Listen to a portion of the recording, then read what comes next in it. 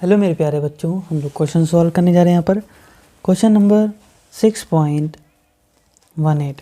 देखिए क्वेश्चन में क्या कह रहे हैं कि फॉर द रिएक्शन, और हमें रिएक्शन दे रखी है। कह रहे हैं कि what are the signs of delta H and delta S. Delta H और डेल्टा एस के क्या साइन होंगे इस रिएक्शन के लिए। तो चलिए सॉल्व करते हैं। बड़ा ही ईजी क्वेश्चन है। ये रही हमारी रिएक्शन। तो रिएक्शन में जैसा हम लोग देख पा रहे हैं कि रिएक्शन में क्या हो रहा है कि दो Cl हैं और इससे क्या हो रहा है Cl2 का फॉर्मेशन हो रहा है, राइट। ये गैसियस स्टेट में है, Cl2 का क्या हो रहा है फॉर्मेशन हो रहा है। तो अभी हमें इसके लिए डेल्टा एच और डेल्टा एस पता करना है। तो अगर हम इस रिएक्शन में देखें तो इस रिएक्शन में क्या हो रहा है, बॉन्ड का फॉर्मेशन हो रहा है। यानी ये जो दो Cl हैं ये क्या कर रहे हैं, बॉन्ड का फॉर्मेशन कर रहे हैं और Cl2 बन रहा है, राइट। तो देखिए कभी भी जब बॉन्ड का फॉर्मेशन होता है एनर्जी क्या होती है, रिलीज़ होती है। हीट क्या होगी, रिलीज़ होगी। तो अगर हम बात करें कि हीट रिलीज़ हो रही है, ठीक है। अगर हम इसकी एंथैल्पी मान लें H1, इसकी एंथैल्पी मान लें H2 और हम डेल्टा H निकालें तो देखिए इसमें कुछ हीट थी जब इसका बॉन्ड का फॉर्मेशन हुआ तो ये हीट रिलीज़ हुई, राइट। तो कौन ज़्यादा होगा, H1 की वैल्यू, राइट। जाहिर सी बात है ज़्यादा होगी। क्यों कि इससे ही क्या हो रहा है, H2 का फॉर्मेशन हो रहा है। कब, जब हीट निकल रही है, यानी ये वाली हीट निकल रही है तब H2 बन रहा है, ठीक है। वो हीट कहाँ से आ रही है, यहीं से आ रही है। तो H1 क्या होगा ज़्यादा। जब H1 ज़्यादा है और हम चेंज निकालें अगर H2 माइनस H1, हमें आंसर किस में मिलेगा, नेगेटिव में। और ध्यान रखिए जब कभी भी रिएक्शन क्या होती है, एक्सोथर्मिक होती है, यानी हीट रिलीज होती है, तो वो रिएक्शन के लिए डेल्टा एच क्या होता है, नेगेटिव।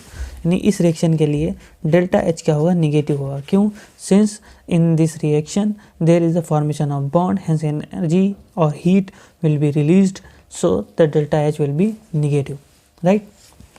अगर हम लोग बात करें डेल्टा एस की यानी एंट्रोपी चेंज की, तो एंट्रोपी देखिए, एंट्रोपी जो होती है, entropy represents randomness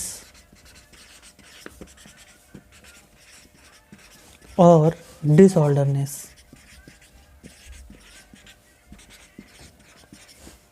in any system। किसी सिस्टम में एंट्रोपी जो होती है वो डिसऑर्डरनेस या फिर रैंडमनेस को रिप्रेजेंट करती है। अगर हम लोग बात करें कि किसी बॉक्स के अंदर मान लीजिए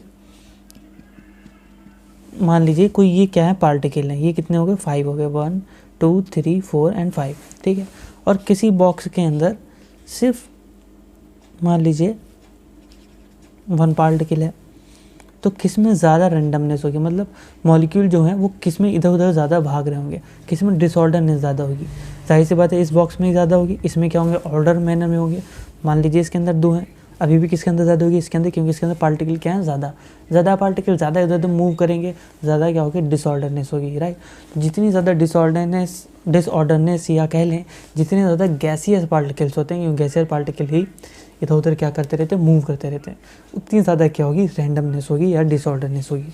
अगर हम रिएक्शन को देखें, 2 Cl एटम से एक Cl2 क्या हो रहा है, बन रहा है। यानी गैसियस के जो मोल हैं वो क्या हो रहे हैं, घट रहे हैं।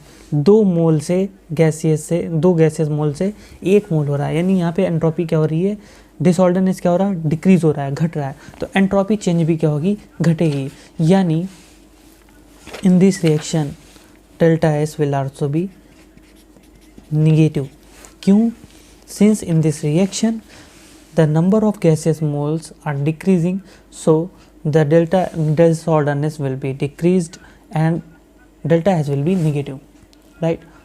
so hopefully आपको ये सॉल्यूशन समझ में आया हो। सॉल्यूशन समझ में आया है तो वीडियो को लाइक कर दीजिए और चैनल को सब्सक्राइब कर दीजिए। बहुत बहुत धन्यवाद।